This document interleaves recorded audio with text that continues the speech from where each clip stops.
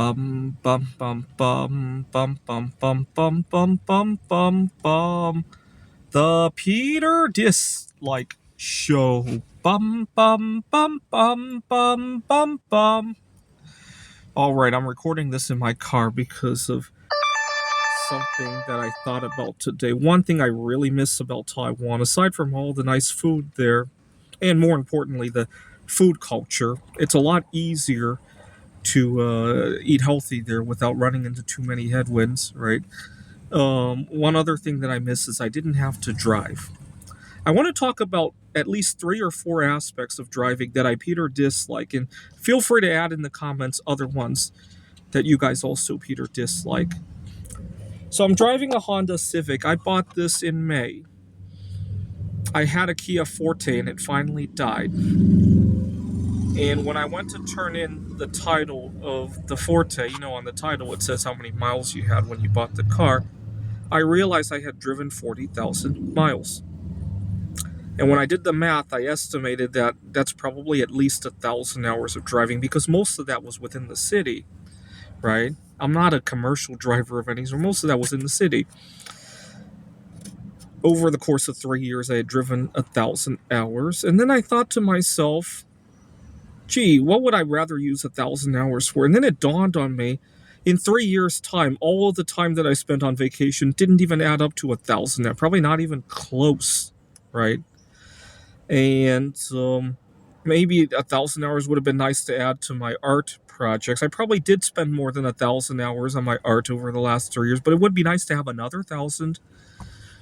I often don't have a whole lot of time for my dating activities, right? You guys know that. In fact, the other day I got into some road rage over that. What had happened was I was going to see a girl right after work. I had 2 jobs that day, and I was frantically trying to clean my car at a red light.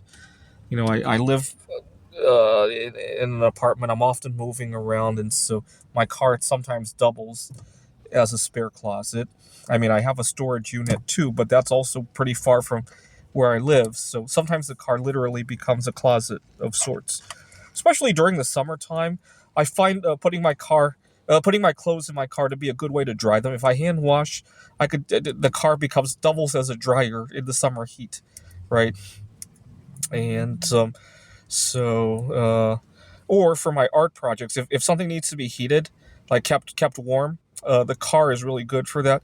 So when I do zinc water casting, I need to dry it. The car is really good for that. Also, when I cast bismuth crystals, sometimes you need to keep them warm to get them to recrystallize. On a hot summer day, the car is really good for that. And so my car has doubled for all sorts of purposes, right? And so I was cleaning the car out, wiping down surfaces. You guys could see for the first time, I feel like, at least if you only look at the passenger seat, I feel like I have a brand new car again. And but unfortunately, the car behind me was so impatient as I was trying to clean the car. And he threw a half bottle of Gatorade or something at my car, and you could still see the little plastic mark. I need to get my car washed, but you could still see the little mark that the plastic left on the windshield. And having more time to smooth out stuff like that would have been nice. I probably would have actually taken time to clean my car as opposed to try to do it in between jobs, right? And time commitment is one thing. Another aspect I Peter dislike about driving is that I can't think of any activity that is more hazardous that I do regularly than driving.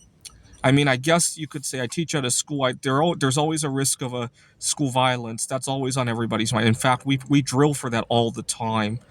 And but even then, it's not a regular daily, like, oh my God, somebody almost killed me today, right? I work with hot metal. You guys know that. I'm going to do a big pour of copper in the near future. That's probably one of the more scarier ones I ever do. Even then, the number of times I feel like I almost died from doing that is negligible compared to how many times I feel that way while driving. And so, especially here in Arizona, a lot of people don't. Let's say you're driving down a 2-lane road, right? 2-lane and somebody's about to turn right or left, they don't wait until you pass that intersection to start moving. It scares the crap out of me.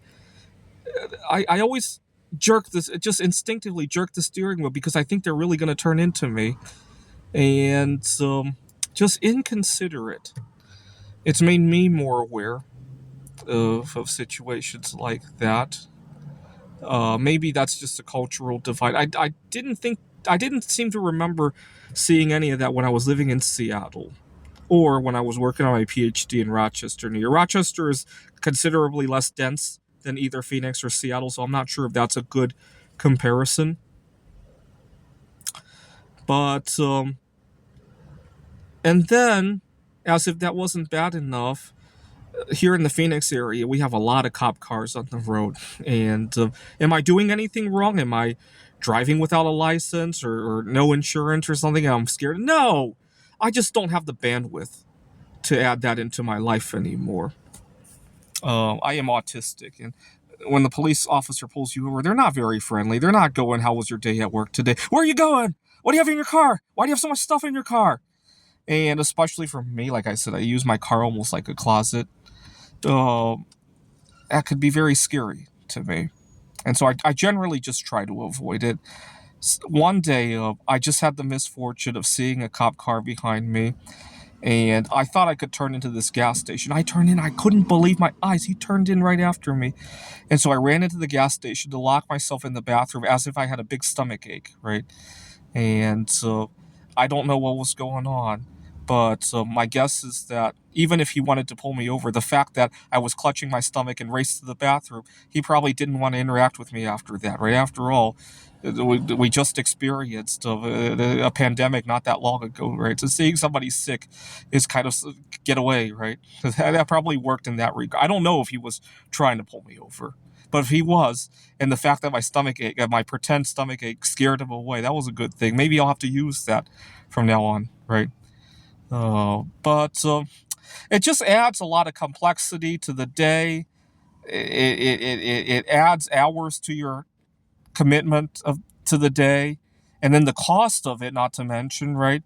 For all the cost to the car, I could be actually having. I cursed this semester at the college. My big curse is I didn't have a good enough network to hear about opportunities. A big part of the reason I don't have a good network is I don't have the money to go out to eat and drink with all of these idiots, right?